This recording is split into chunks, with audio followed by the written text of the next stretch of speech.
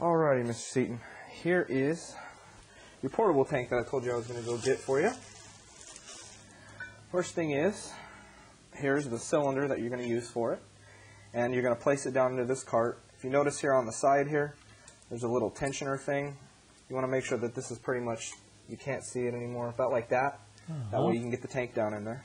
To place the tank in there, just stand it up, slide it in, and then fit it into the bottom there, just like that. And then just tighten this down, turn it to the right, and just snug it up. You don't got to crank it down too much. And as you can see, your tank's in place. Next thing is there's a little seal right here. This lets you know your full tanks from your empty tanks, because you'll generally have a few extras of these, so that way you can tell and you can keep your empties and fulls next to each other. You can tell by seeing this seal, you know that the tank is brand new, hasn't been used. And then if it doesn't have it, just treat it like an empty tank. That way you won't get out somewhere and only have a half a tank or whatnot and run out of air. So just keep that in mind as well.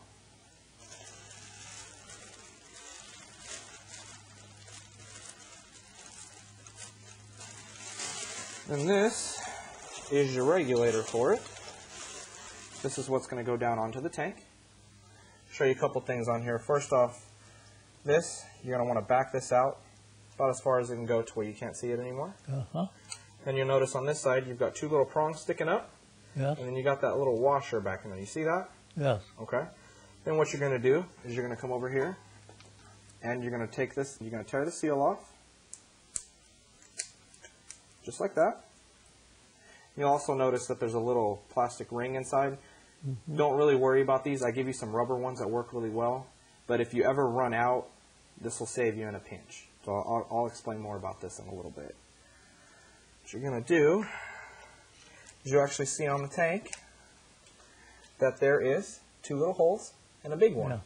Just like this. You got the two little ones and you got the big washer on the back. What you're going to do is, the way I suggest to do it, is they're facing, you know, you can see them both right now. You're going to turn it towards it, and you're going to set it down. And just what I suggest is just let it fall all the way down first. Then we're going to pick up on it, and you're going to push in towards the holes.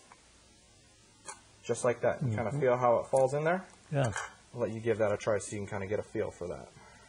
And just down like that, and let it fall all the way down, and then pick up and push in towards the holes. There you go. And then what you'll do with your other hand, I'll let you finish tightening that up. Just keep turning that and it'll be on. There we go. Just snug. You don't got to crank it down or anything. Then you can see now there's a little dial on the front. This is going to tell in the red towards the left, is letting you know that the tank's empty. When it's over in the green to the right, it's letting you know that the tank is full. And now on your oxygen machine, what was your setting?